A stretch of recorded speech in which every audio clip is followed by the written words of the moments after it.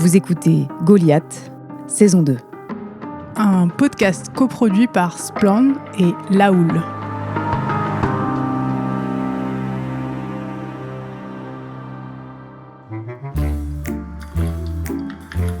Oula, ça va pas bien toi, hein?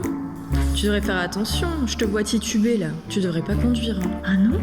Mais qu'est-ce que tu me dis? Ah, je t'assure, là de haut tu me fais peur. Mais déjà vous êtes sur ma voiture, donc c'est quoi? Je suis certaine que s'il y avait un écureuil, il confirmerait.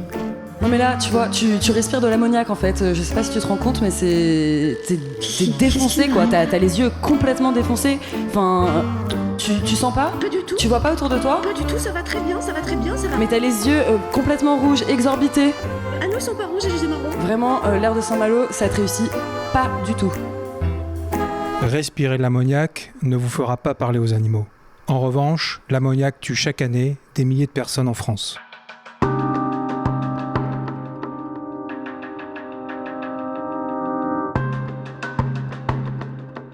À Saint-Malo, on s'interroge. Que cache la Timac Agro ? Si vous habitez à Paris, à Caen ou le long de la Loire, peut-être que vous rêvez d'Embrun ou de la carte postale qu'on envoie d'une plage sublime au pied des remparts de la ville.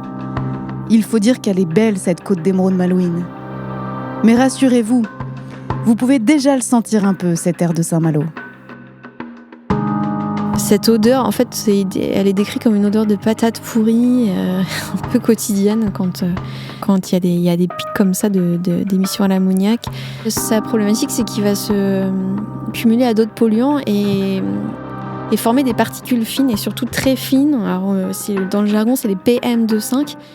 Et ces particules-là, elles sont à la source d'une mortalité prématurée, donc de décès qu'on pourrait éviter suite à des maladies respiratoires et cardiovasculaires.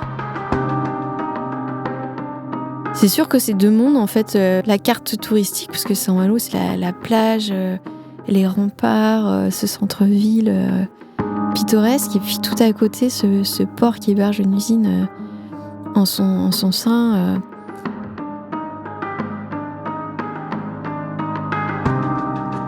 L'ammoniac pollue l'air d'une façon sournoise. La Bretagne est la région qui en produit le plus en France. C'est simple, sur la carte établie par la journaliste Caroline Trouillet, tout est rouge ou presque en Bretagne. Mais un point brille plus fort que les autres, celui de la Timac.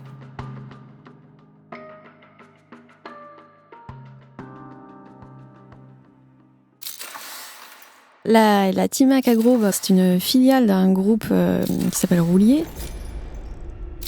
Un groupe qui est un géant de l'industrie de l'engrais, un géant mondial, qui commercialise 7 millions de tonnes d'engrais dans le monde et puis qui a un chiffre d'affaires de 3 milliards d'euros. En fait, d'engrais, on dit plutôt nutrition des sols, dans le jargon joli de l'agro-industrie. Mais passons.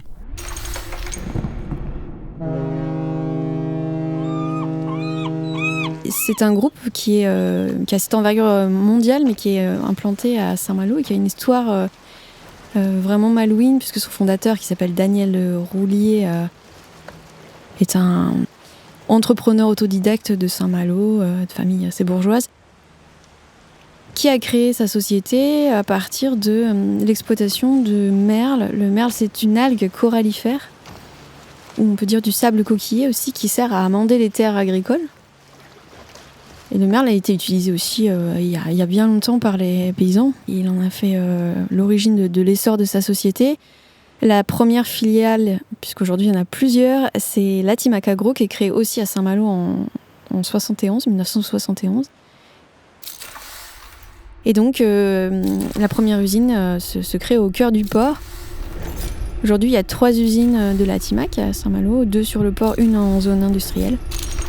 Et c'est assez imposant, c'est vrai qu'on est au cœur de ville, il y a le centre historique touristique qui est pas très loin, et là on a cette immense usine avec tous ces sacs d'engrais devant, blancs et bleus, qui avaient suscité pas mal d'inquiétudes d'ailleurs au moment des affaires liées aux ammonitrates avaient été sorties il y a quelques années, donc avec les risques d'explosion, de stockage de ces engrais-là dans les ports.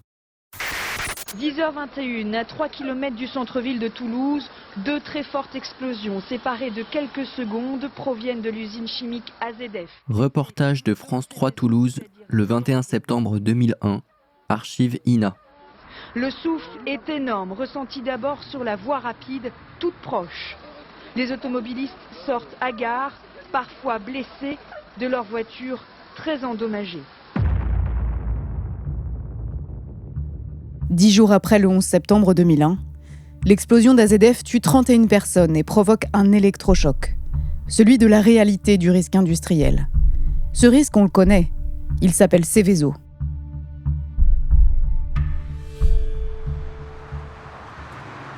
En fait, la Timac n'est pas déclarée Seveso, quand bien même elle a une activité industrielle très importante dans un port qui est situé en centre-ville, d'une grande ville et touristique, avec du transit d'engrais, d'ammonitrate, donc de matières dangereuses.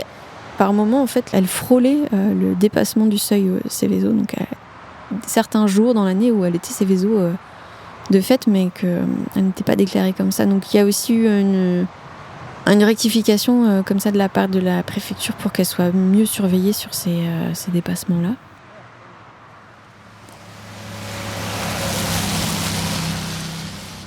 Seveso, c'est des sites classés pour leur dangerosité, pour la sécurité des habitants, la sécurité de l'environnement et la santé. En fait, ça concerne plutôt le stock de matières dangereuses, comme les ammonitrates, moins, voire pas la pollution atmosphérique. Donc c'est encore un autre sujet. Rentrons dans le sujet, parce que finalement, dans votre enquête, vous soulevez 2 points assez importants. Le premier, c'est que finalement, la Timac est réglementée pour une certaine activité, mais finalement, elle en réalise une autre, quelque part, d'une façon cachée, à l'époque où on publie l'enquête. Dans son dossier d'autorisation, la Timac déclare qu'elle broie des matières minérales, ce qui fait référence à son activité historique et première, qui était le broyage du merle. Alors, ce qui n'était pas faux au moment de l'enquête, en 2021, mais ce qui est surtout complètement partiel, puisque la société a fructifié sur la commercialisation, la production d'engrais azotés, comme tous les autres. Enfin, Roulier ne pouvait pas passer à côté de l'azote, puisque ces engrais azotés sont utilisés de plus en plus par les agriculteurs et les coopératives. Et donc, le problème, c'est que dans son dossier d'autorisation, cette activité de produire des fertilisants, des engrais azotés, elle n'était pas inscrite. La case n'était pas cochée, on va dire. Ce qui fait qu'elle n'était pas surveillée pour mesurer les polluants éventuels qui dérivaient de cette production d'engrais, puisque cette production n'était pas enregistrée, quoi. La Timac Agro commence à produire des engrais émetteurs d'ammoniac au moins en 2006. C'est difficile de remonter plus loin, tant l'opacité de l'entreprise multinationale est grande.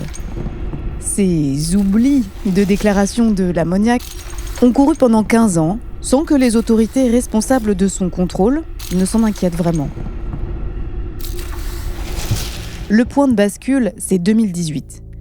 Cette année-là, les mises en demeure commencent à pleuvoir sur la Timac Agro, comme des hallebardes sur les corsaires malouins. Il faut dire qu'entre 2017 et 2019, les rejets atteignent 641 mg par mètre cube d'air. Cela ne vous dit peut-être rien, mais c'est 13 fois plus que la norme en vigueur pour l'ammoniac.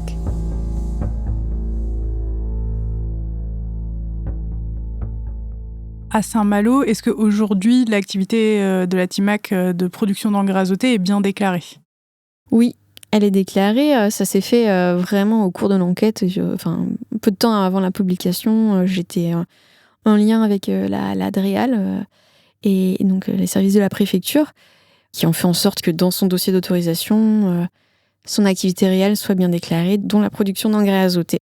Et donc, depuis que les activités sont, on va dire, correctement déclarées, on a documenté des dépassements, en fait, des seuils de pollution à l'ammoniac assez réguliers, finalement. Oui, à la fin des années 2000, pendant 3 ans, 3-4 ans, il y a eu des dépassements des seuils d'ammoniac de 5 à 10 fois supérieurs au seuil autorisé. Avec des pics ponctuels, ça peut être au cours d'une journée avec des dépassements de 12 fois la norme. Et c'est pour ça qu'il y a eu cette volonté des autorités préfectorales de faire en sorte que l'entreprise rentre dans les clous. En fait, ces recherches-là, le fait que la DREAL demande à la Timac de passer au peigne fin tous ces rejets atmosphériques, Elle a été faite parce que des associations environnementales, Eaux et Rivières et Bretagne Vivante, et aussi des riverains, donc l'association qui s'appelle Ozon, qui rassemble des riverains, ont demandé aux autorités de rendre compte en fait de l'activité de la TIMAC. Et en 2018, donc la DREAL demande à la TIMAC de déclarer ses rejets, et voilà ce qui apparaît, des dépassements très très importants qui placent l'entreprise comme le premier émetteur d'ammoniac en Bretagne, et dans les 10 premiers à l'échelle nationale. Ouais. Sur les vidéos de présentation de la TIMAC Agro, tournées au drone au-dessus du site de production, le ciel est très bleu, les installations très propres. Tout pour incarner à merveille l'hygiène et la sécurité.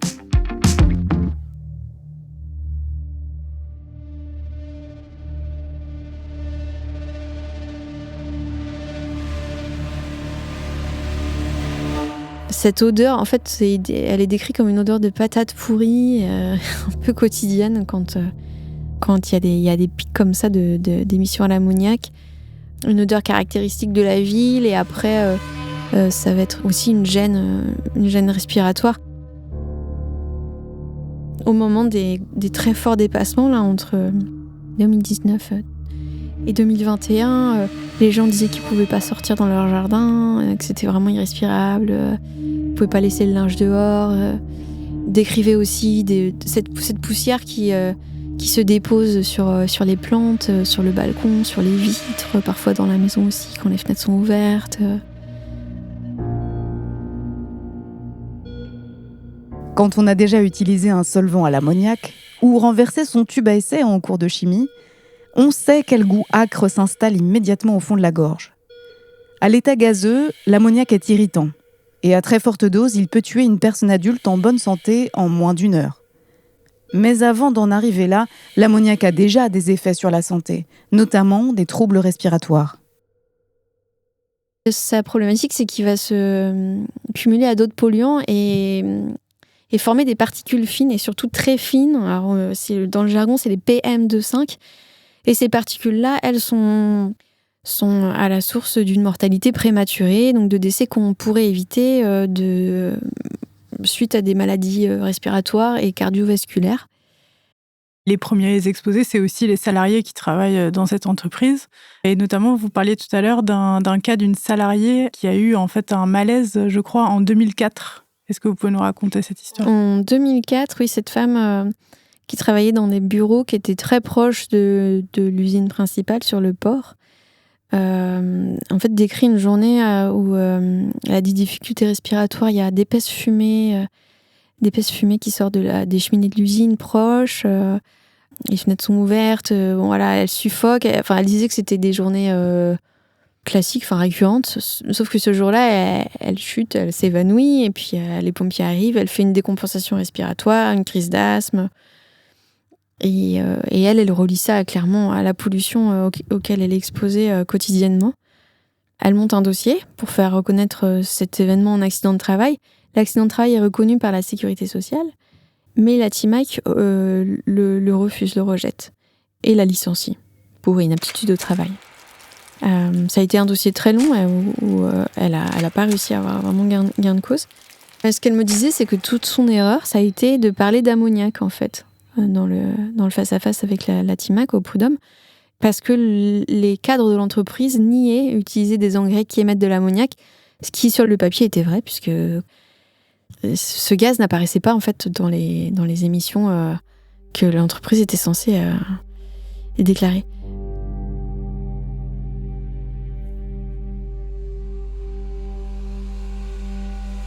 Les odeurs qui soulèvent le cœur dans toute la ville. Une salariée qui tombe malade. Des associations et des riverains qui montent au créneau. On pourrait croire dans ce contexte que la journaliste Caroline Trouillet n'a eu aucun mal à trouver des mécontentes et des mécontents pour témoigner des pratiques de la TIMAC Agro à Saint-Malo.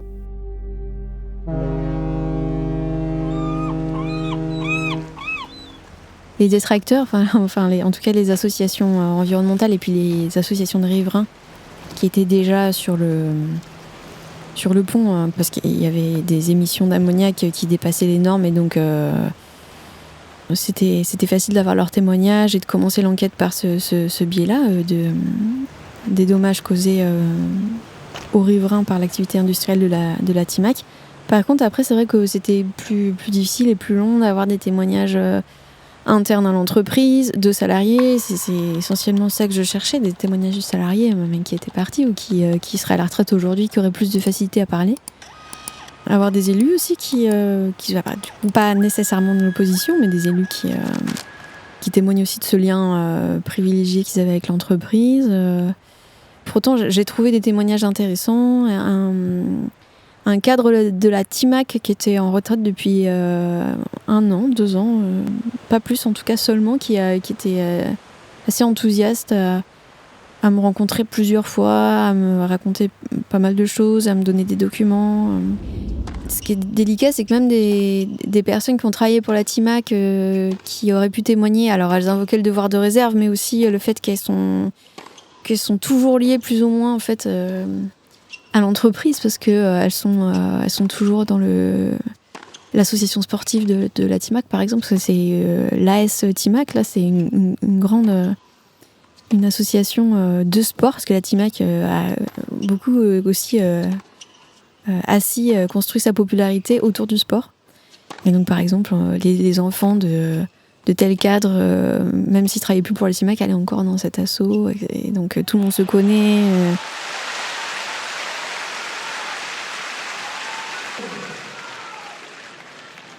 Donc il y avait évidemment une grande réserve à témoigner. J'ai eu aussi un ancien élu de la région qui avait des choses à dire, mais qui était assez embêté. Il voulait absolument que ce soit anonyme.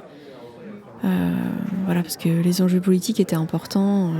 Jean-Yves Le Drian lui-même est venu inaugurer à Saint-Malo un centre créé par la Timac. Donc c'est vrai que certains parlaient d'omerta, ou en tout cas de manque de courage des élus à vraiment rentrer dans le sujet des impacts concrets de l'activité industrielle de la Timac à Saint-Malo.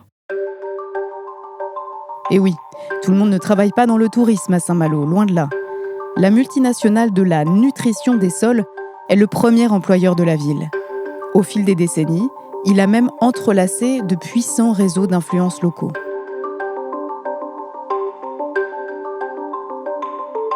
Je parlais de Daniel Roulier tout à l'heure. Aujourd'hui, la Timac, elle est dirigée par son petit-fils. Et c'est une entreprise familiale. Familiale dans le sens où le capital est dirigé par toute la famille de Daniel Roulier. Pour autant, 70% en fait, du chiffre d'affaires se fait à l'étranger. Et la Timac, on s'y intéressait parce qu'elle est implantée à Saint-Malo, mais aussi parce que l'activité de la Timac, donc qui commercialise des fertilisants, c'est aussi quasiment 3/4 de l'activité du groupe. Donc Saint-Malo est un peu une pièce maîtresse, pièce centrale du groupe Roulier. Oui, d'ailleurs, la moitié en fait, de l'activité commerciale du port est exercée par le groupe, par la Timac.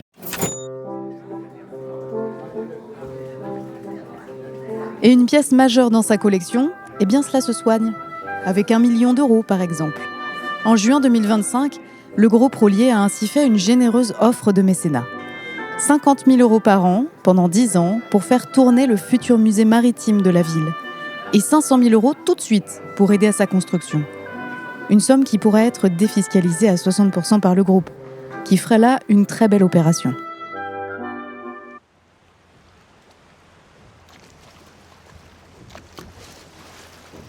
L'entreprise communique aussi sur d'autres aspects, sur son rayonnement en fait, à Saint-Malo, avec notamment le CMI, qui est le Centre mondial d'innovation, qui est un centre qui rassemble 200 ingénieurs qui font des recherches pour créer des fertilisants bio, des biostimulants pour les végétaux aussi. Et donc il y a une activité de recherche très importante. Et c'est vraiment une vitrine pour la municipalité. Jean-Yves Le Drian est venu l'inaugurer lui-même. À l'époque, le maire de Saint-Malo, Claude Renou, qui aujourd'hui est en retraite, et qui était lui-même un ancien directeur d'EDF, donc on va dire le milieu des grands patrons malouins, disait c'est une chance incroyable d'avoir des grands entrepreneurs comme ça qui s'installent et qui se prospèrent à Saint-Malo alors qu'ils pourraient être ailleurs.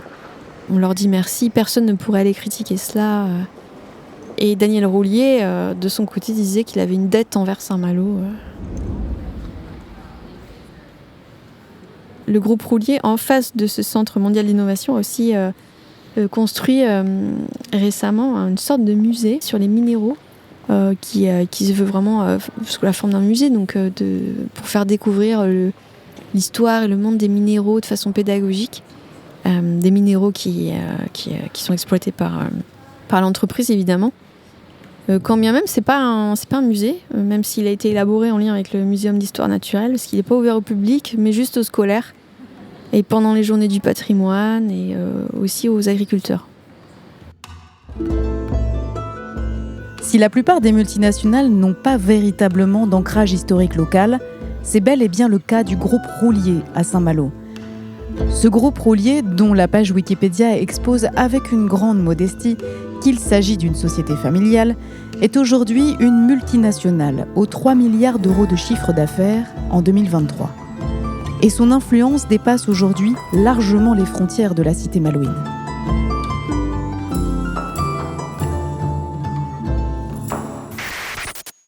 On va évoquer le mystérieux club des 30. C'est le titre d'un livre que vous publiez aux éditions du Coin de la Rue. Philippe Créange, bonjour. Bonjour.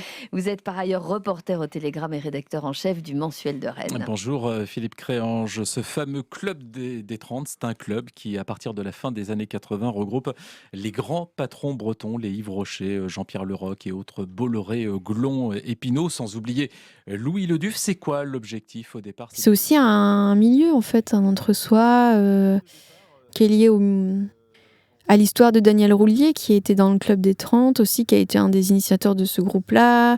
Une des réunions précurseurs du club des 30, qui est un groupe des 30 qui réunit grands patrons les plus influents de Bretagne. À l'époque, il y avait le Doux, d'autres entreprises aujourd'hui très connues. Louis Leduc. C'est au sein même de la CCI de Saint-Malo, la Chambre de commerce et d'industrie, que Roulier avait fait une réunion pour réunir tous ces gens-là, etc. Donc je pense que quand même c'est aussi une histoire d'entre-soi qui est en cours aujourd'hui avec les élus en place. Ces patrons ont voulu être acteurs de cette décentralisation et participer à leur manière au développement de la Bretagne.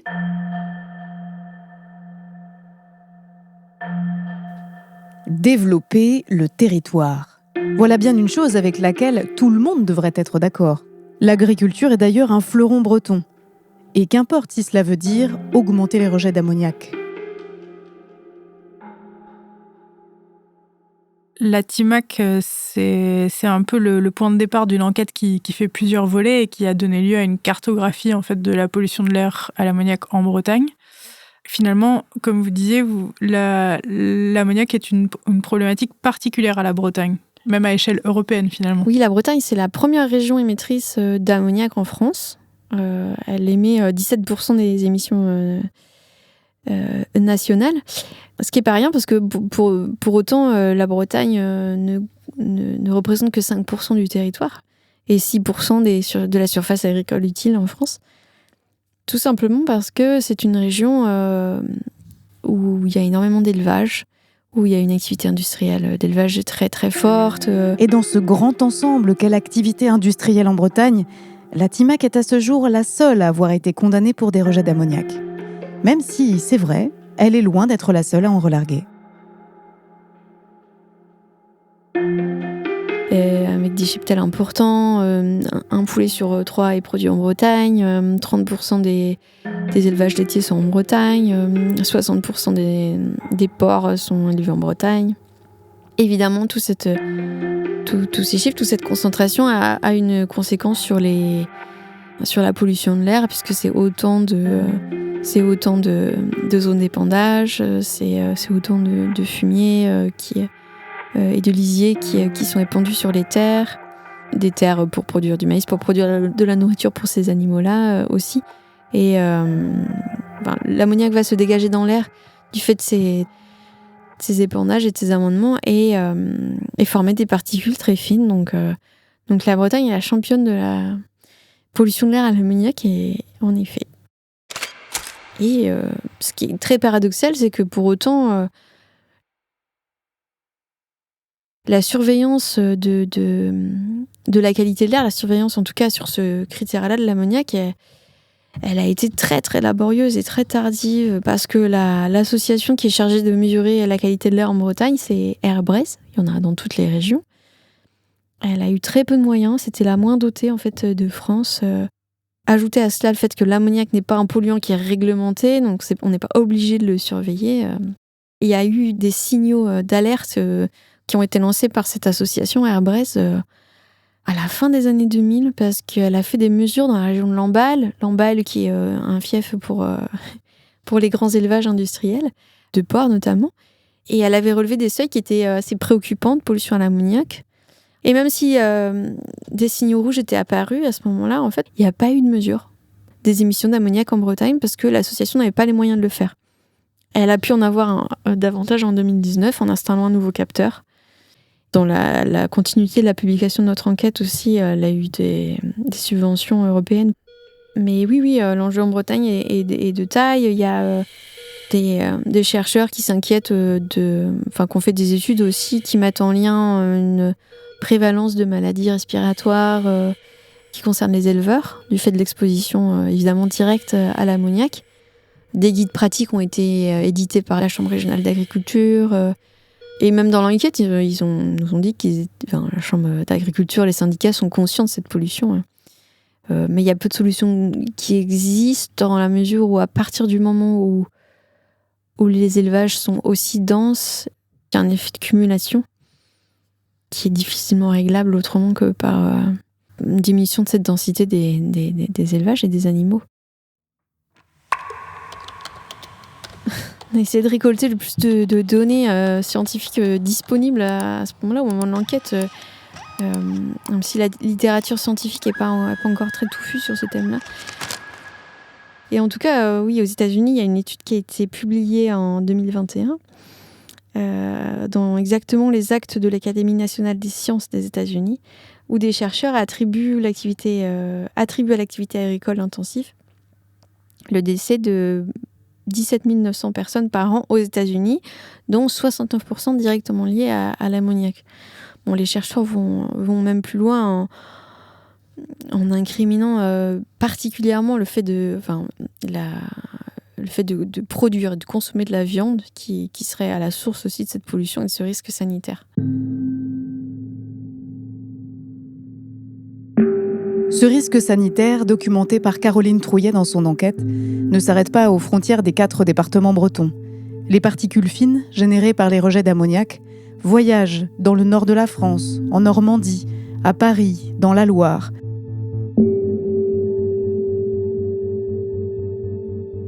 Eh bien non, il n'y a aucune tendance à la baisse des rejets. Il y a très peu de communautés d'agglomération, communautés de communes, enfin on a fait, parce qu'on a observé ça à l'échelle des EPCI, qui ont diminué leurs émissions, c'est-à-dire qu'on changeait de couleur, on a un degré de couleur de jaune à rouge pour représenter les émissions d'ammoniac. Très peu ont éclairci leur couleur, par contre il y en a un certain nombre qui sont passés au rouge vermeil. Notamment en région de Rennes, commune de Fougères et Vitré par exemple. Évidemment, ça correspond aussi à une multiplication des élevages dans ces zones-là. La région de Dinan aussi est concernée par un passage au rouge. Landerneau et plus globalement en fait le nord du Finistère. La plupart les plus importants émetteurs sont vraiment situés dans le Finistère et au Nord Finistère. On a observé aussi que l'Atimac n'apparaît plus, alors que c'était évidemment le plus gros point au moment où on a publié l'enquête en 2021. Donc voilà, l'Atimac n'apparaît plus, ne déclare plus ses émissions. Il y a aussi des grands des sites où l'émission d'ammoniac a doublé ou triplé, donc on arrive à un gros point énorme, comme c'est le cas sur la commune de Carreau, qui est près de Plouermel. Donc il y a une tendance de fond comme ça, d'augmentation des émissions, avec aussi des accidents, enfin des dépassements très importants comme ça, très ponctuels et précis, quoi. Aussi, le problème de ces données-là, c'est qu'elles sont partielles. Ils doivent déclarer leurs émissions. En deçà, ils ne le font pas, donc c'est pas du tout une image exhaustive de la pollution de l'air en Bretagne. Il n'existe pas aujourd'hui de seuil légal du taux d'ammoniac dans l'air. Par contre, ce qui existe, ce sont les reculs politiques successifs qui étendent le domaine des usages des fertilisants, comme ceux que produit la Timac Agro. On peut être agriculteur sans avoir de gros tracteurs. Ce sont donc des enfants sur des tracteurs à pédales qui ont ouvert le cortège vanté. Mais derrière le clin d'œil et l'ambiance festive, l'inquiétude et la colère dominent face au retour en arrière assumé des politiques. La Confédération paysanne manifeste contre la loi Duplon. Reportage de France 3 Bretagne, le 10 juin 2025. Sur la loi Duplon, où toute l'évolution de l'agriculture qui va que vers le productivisme, que vers les grandes fermes. Mais aujourd'hui, c'est des mesures qui ne vont pas résoudre les problèmes. Ça me met en colère qu'on passe son temps à aider ceux qui n'en ont pas besoin. C'est une réforme qui va servir aux plus riches, une fois de plus. L'esprit de cette loi valide encore un peu plus le modèle agro-industriel et agrochimique. Mais pour les habitants et habitantes de Saint-Malo, mobilisés depuis 10 ans contre les pollutions industrielles, ce modèle a de longue date démontré sa nocivité. Moi, j'ai été en contact avec des responsables d'anciennes associations qui se sont battus contre la Timac. Les mouvements contre la Timac existent depuis les années 60, quoi. Mais elle n'a jamais été confrontée avec une prise de conscience, quand même, de ce niveau-là. Alain Guillard est le porte-parole de l'association Ozon Saint-Malo. L'association qui a braqué une attention scrupuleuse sur la Timac Agro. Une attention dont elle se serait bien passée. Ozon est issu tout simplement d'une liste électorale. L'histoire, c'est ça. C'est une liste électorale qui s'est formée en 2014 avec une volonté d'être le plus proche possible des gens. On allait taper à toutes les portes. On avait compté à peu près 5000 appartements et maisons. On était tous chargés de cette émotion et ce retour de 2 mois de contact avec les gens. On s'est dit que c'est pas possible que ça se termine. Et l'association citoyenne est ce qui nous est apparu le plus évident. Mais là, en l'occurrence, le contact avec eux a fait surgir un des problèmes de la ville. C'est qu'il y a quelque chose qui ne va pas depuis des années. Ça pue, ça pique les yeux, ça pique le nez. On se dit, qu'est-ce que c'est que ça?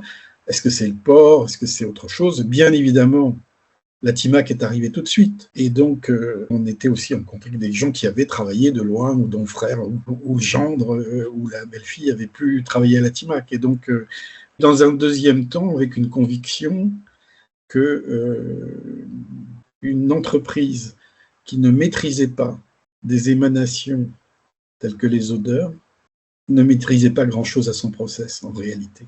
Ou se foutait complètement de le maîtriser sur les conséquences sur l'extérieur. Ma conviction était faite parce que j'ai eu à gérer pendant toute ma carrière professionnelle des installations classées, que ce soit usine de compostage, station d'épuration, tout ça a fait qu'on s'est intéressé à cette question-là. Il fallait le documenter, il fallait l'objectiver, comme on disait, et donc on a créé un réseau de nez. Un réseau de nez. Des nez pour recueillir les nuances d'odeur, les qualifier, les classer, leur attribuer une zone géographique. Cette trentaine de nez, et les personnes qui les arborent, permettent d'établir une première cartographie. Puis l'association va plus loin et installe des capteurs de particules fines chez des volontaires de la cité corsaire, pour dresser des relevés consultables en direct sur le site de l'association.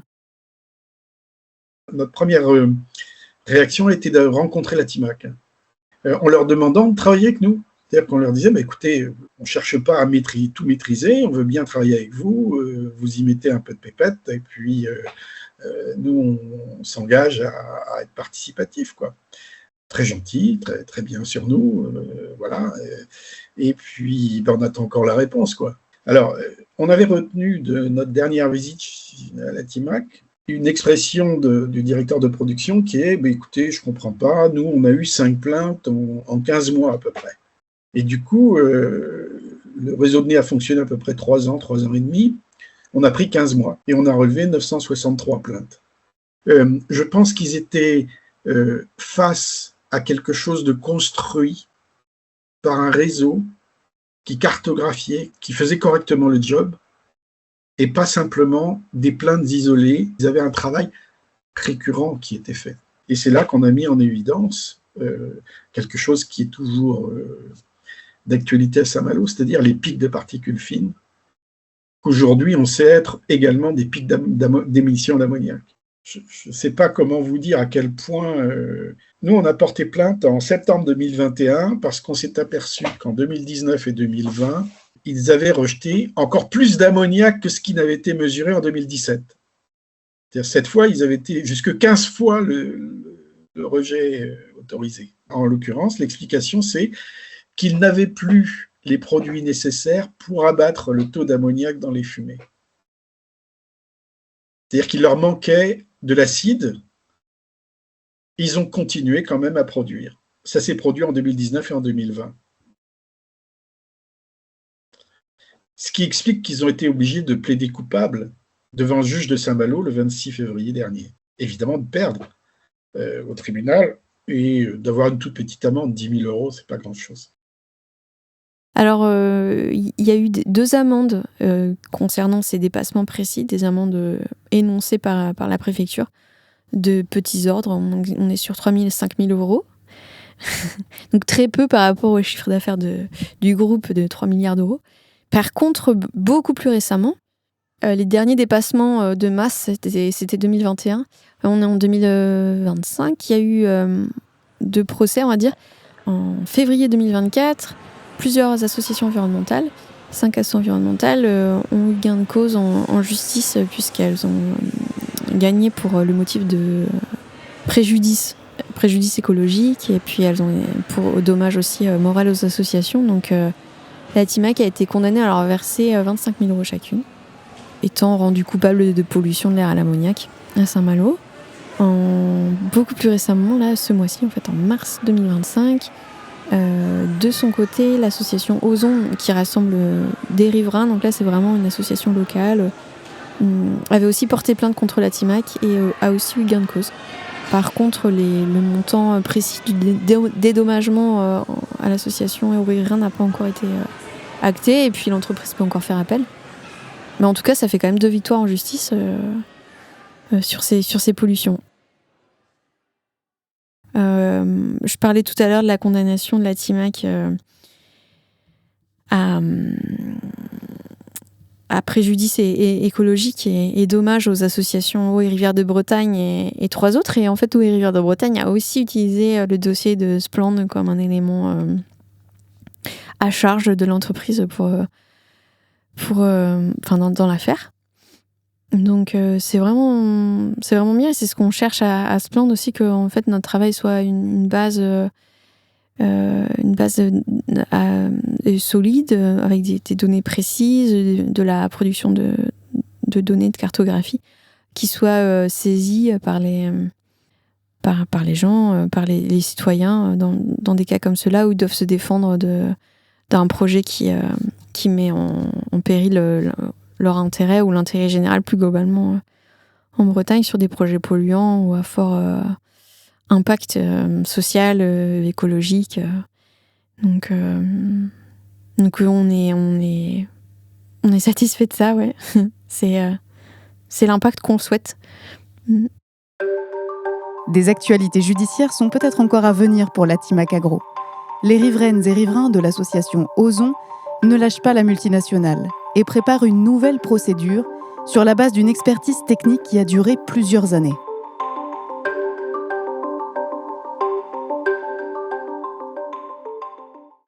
On a vu que c'était quelque chose d'intéressant, l'expertise judiciaire, parce que ça nous permettait, nous, d'entrer dans l'intimité des process de la TIMAC. Et donc, on a dit, OK, on y va. La suite de l'expertise judiciaire, c'est une plainte et un jugement. Et là, on l'ouvre, selon notre habitude, d'ouvrir les choses citoyens qui ont subi des préjudices avec l'ammoniac. C'est énorme, hein. Je peux vous dire que 4 ans d'expertise judiciaire, vous sortez lessivé.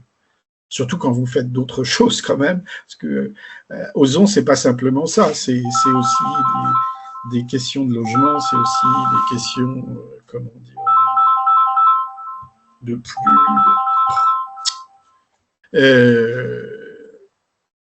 Qu'est-ce que j'étais en train de dire du coup? Ça y est, je me rappelle plus.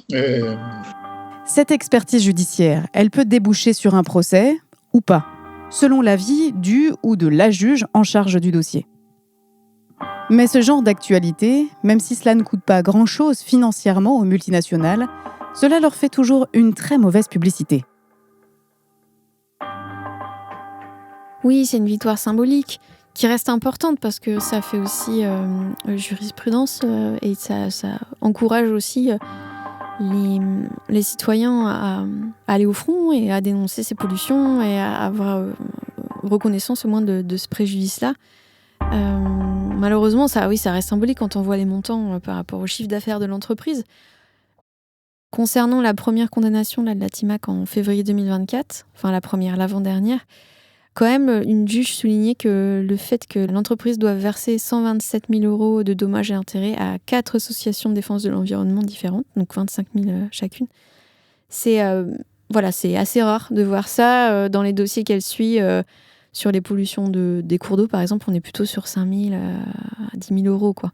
Donc, ça a quand même un retentissement important. Et puis, pour l'entreprise, ça nuit à son image. Aujourd'hui même, il n'y a pas d'évolution concernant cette pollution. Par contre, on n'est pas les seuls responsables, évidemment, mais on a participé, je pense, à amener ce sujet-là dans le débat public, à lui donner une place plus importante dans les médias et à susciter la vigilance aussi des instances publiques et des citoyens.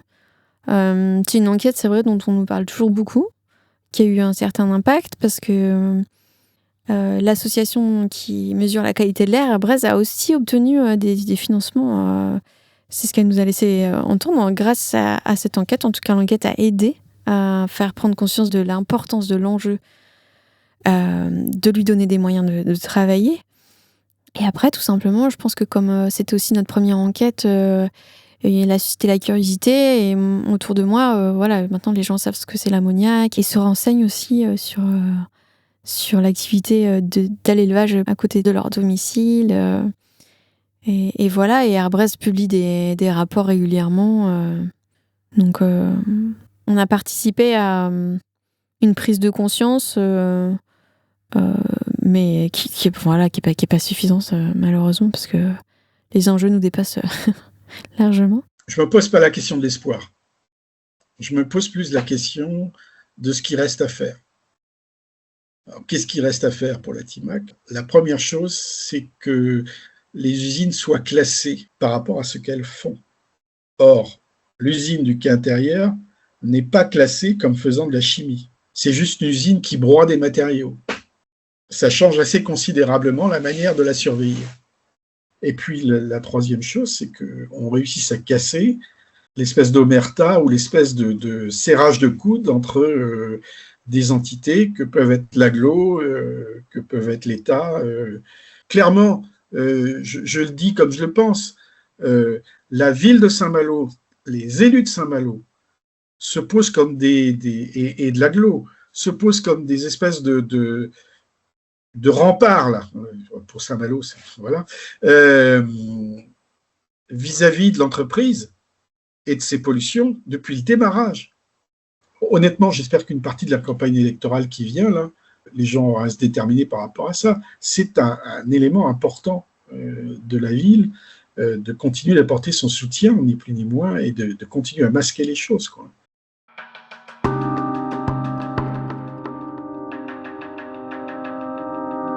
En juillet 2025, au moment où nous publions le récit de cette enquête, une pétition contre la loi dite du plomb recueille près d'1,5 million de signatures.